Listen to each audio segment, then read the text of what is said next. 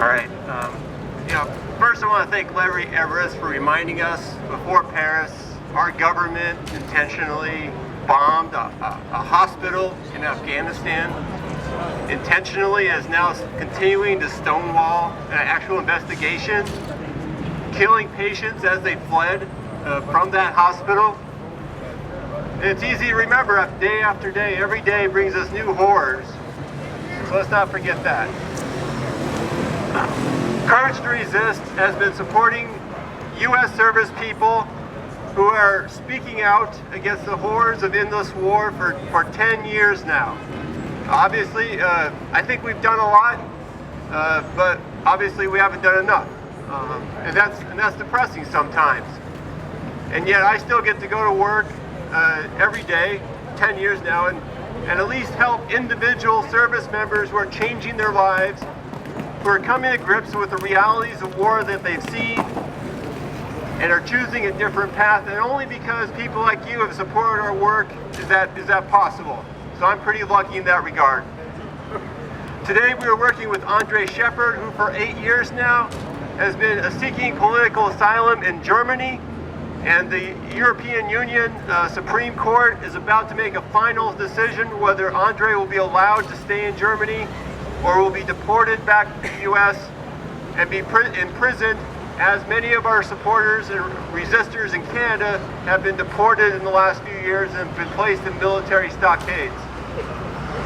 This rally maybe is one of the first anti-war rallies since Paris, but U.S. war resistors are leading the charge against this new post-Paris, or whatever we're going to call this, war.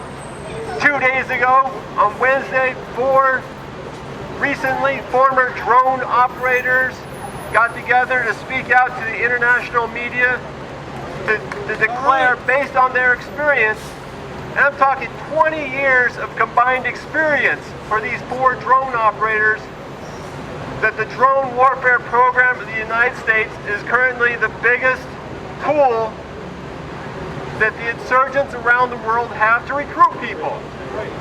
That is not working. That thousands of people, thousands of innocent people have been killed through the U.S. drone. For every intentional target, scores of innocent people are being killed. And these people are still technically in the military, in the individual ready reserve, and face possible military justice consequences for speaking out, do so anyways to relieve their guilt that they've been participating in this combined for 20 years now. I was a member of the United States Marine Corps when we first mobilized to bring freedom to Iraq back in 1990. That was 125 years ago, or just 25 years ago. It seems like a long time.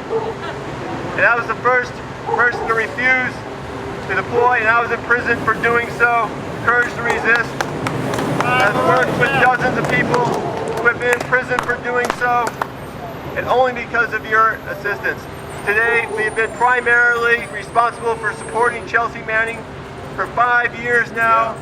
We will not forget Chelsea, and unless we continue to act, Chelsea will be in prison for the next 25 years for bringing us the truth about Afghanistan, Iraq, and Guantanamo Bay. Our primary staff person, Melissa Keith, talks to Chelsea almost on a daily basis. We meet her needs and continue to work with our legal team to give them every resource they need to fight in every venue for Chelsea's freedom sooner than later.